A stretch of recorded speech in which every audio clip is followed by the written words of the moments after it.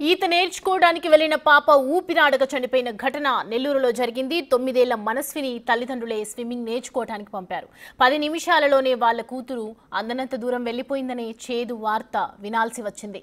సప్తగిరి కాలనీకి చెందిన వంశీకృష్ణ ఆదిలక్ష్మి కూతురుని ఏసీ సుబ్బారెడ్డి స్విమ్మింగ్ పూల్లో జాయిన్ చేశారు. మొదటి రోజు ఈత నేర్చుకునే క్రమంలోనే ఈ ఘటన జరిగింది. పాపకు ఫిట్స్ వచ్చాయని స్విమ్మింగ్ పూల్ నిర్వాహకులు చెప్తుండగా ఎలాంటి ఆరోగ్య సమస్యలు లేవని చెప్తున్నారు పేరెంట్స్.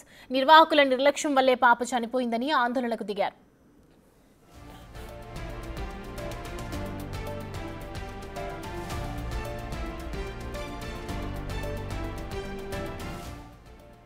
పూర్తి డీటెయిల్స్ మా ప్రతినిధి సురేంద్ర అందిస్తారు. స్విమ్మింగ్ పూల్లో తొలి రోజు జాయిన్ చేసినటువంటి మనస్వి అనే పాప చేర్పించిన 10 నిమిషాలకే చనిపోయిందన్న వార్త తల్లిదండ్రులకి అక్కడ ఉన్నటువంటి సిబ్బంది అయితే చెప్పడం జరిగింది. అయితే ఈ యొక్క ఘటనకు సంబంధించి ఇటు తల్లిదండ్రులు కూడా అక్కడ ఉన్నటువంటి నిర్లక్ష్యంతోనే ఈ యొక్క ఘటన అయితే చోటు చేసుకుందని వాళ్ళు చెప్తా ఉన్నారు. ఒకసారి వారి మాటల్లోనే అడిగి తెలుసుకుందాం. వాళ్ళ మదర్ కూడా ఇక్కడ ఉన్నారు. ఒకసారి ఎలా జరిగింది ఏంటన్న విషయాన్ని వాళ్ళ మదర్ ద్వారా తెలుసుకునేటువంటి ప్రయత్నం చేద్దాం. మేడం చెప్పండి, అసలు ఎన్ని గంటలకు జాయిన్ చేశారు, మీరు ఎక్కడ ఉంటారు, అక్కడ ఎప్పుడు జాయిన్ చేశారు, అసలు ఏం జరిగింది? మేము సప్తగిరి నెల్లూరు సప్తగిరి కాలనీలో ఉంటామండి. ఆ పాపని 5:40కి డ్రాప్ చేసేసి మేము వెళ్ళిపోయాం. వాళ్ళు ముందు రోజే చెప్పారనమాట, మేము జాయిన్ చేసేటప్పుడు అడ్మిషన్ తీసుకునేటప్పుడే చెప్పారు వాళ్ళు, పేరెంట్స్ ఉండొద్దండి అక్కడ, పేరెంట్స్ ఉంటే కనుక పిల్లల్ని సరిగ్గా నేర్చుకోరు అని చెప్పారు. అందుకని మేము పాపని పంపించేసేసి మేము వెళ్ళిపోయాము. మేము దించిన 15 మినిట్స్లోనే వాళ్ళు కాల్ చేసి ఇలా పాప బాగాలేదు రండి అని చెప్పారు. స్టేడియంకి వస్తే పాప లేదు, హాస్పిటల్కి తీసుకొచ్చారు. మాకు హాస్పిటల్ తీసుకొచ్చింది ఇన్ఫామ్ చేయాలి. నేను ముందు రోజు కూడా సిమ్స్ ఫుట్ అవన్నీ తీసుకున్నప్పుడు అడిగాను, బెల్ట్ అవన్నీ కావాలి కదా అంటే ఏమీ అవసరం లేదు, డెప్త్ తక్కువ అని చెప్పారు. మీ పాప హైట్ ఉంది, ఏం అవసరం లేదు అని చెప్పారు. సడన్గా ఫిట్స్ వచ్చినాయి అని చెప్పారు. మా పాపకి ఇన్నాళ్ళు ఫిట్స్ లేదు, ఇప్పుడు ఎందుకు ఫిట్స్ వచ్చింది? ఏ హెల్త్ ఇష్యూస్ లేదు మా పాపకి. ముక్కులో నుంచి బ్లడ్ వచ్చిందండి. రైట్ సైడ్ ఒకటే బ్లడ్ వస్తుంది. రైట్ సైడ్ ఒకటే ఎందుకు బ్లడ్ వస్తుంది? ఇప్పుడు కూడా వామిటింగ్. ఇప్పుడు కూడా పాపకి ఎన్ని అవర్స్ అయిపోయింది అయినా కానీ ఇంకా ముక్కులో నుంచి వాటర్ వస్తూనే ఉన్నాయి. ఇప్పటికి కూడా ఫుడ్ వామిటింగ్ అయిందని చెప్తున్నారు. ఏం చెప్పారు సార్ మీకు కోచ్? అసలు ఇక్కడ ఉంటే కనుక వాళ్ళు నేర్చుకోవటం కుదరదు కాబట్టి పేరెంట్స్ ఇక్కడ లేకుండా ఉండకూడదు అని చెప్పారు. వాళ్ళు చెప్పడం అయితే ఒక కోచ్ మామూలుగా పైన ఒకళ్ళు ఉంటారు, లోపల స్విమ్మింగ్ పూల్లో 2 ఉంటారని చెప్పారు మేము ఎంక్వైరీకి వెళ్ళిన రోజు. కానీ నిన్న జరిగింది ఏంటంటే ఒకే ఒక్క కోచ్ ఉన్నాడు. అతను కూడా 40 మెంబర్స్కి ఒక్కళ్ళే ఉన్నారు.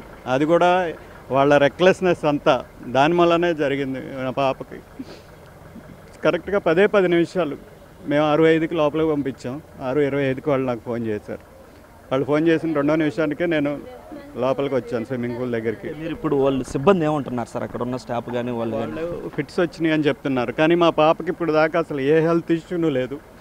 అలాంటి ఏదన్నా హెల్త్ ఇష్యూ ఉంటే మేము ముందే చెప్పి మేము చదువుకున్న వాళ్ళు మాకు తెలుసు కదా, మేము అన్ని జాగ్రత్తలు తీసుకునే పంపించేవాళ్ళం. వాళ్ళకి ఆల్రెడీ ముందు రోజు కాస్ట్యూమ్స్ అవన్నీ కూడా తీసుకున్నాం, డ్రెస్సు అవి తీసుకునే రోజు అడిగాం. ట్యూబ్ కూడా అని చెప్పి ట్యూబ్ కూడా తీసుకుందామని అడిగాం. ట్యూబ్ అడిగితే అవసరం లేదు, పాప హైట్ ఉంది కాబట్టి 4 ఫీటే ఉంటుంది అని చెప్పారు. పోలీస్ కేసు ఏదన్నా పెట్టడం జరిగింది సార్? పోలీస్ కేసు పెట్టాము దర్గామెట్ట పోలీస్ స్టేషన్లో. పోలీసులు ఎంక్వైరీ జరుగుతుంది, పోస్ట్ మార్టం రిపోర్టు వచ్చినాక దాన్ని బట్టి మేము యాక్షన్ తీసుకుంటామని చెప్పారు. కానీ వాళ్ళకి మాత్రం ఖచ్చితంగా శిక్ష పడాలి, అది వాళ్ళ రెక్లెస్నెస్ అంతే.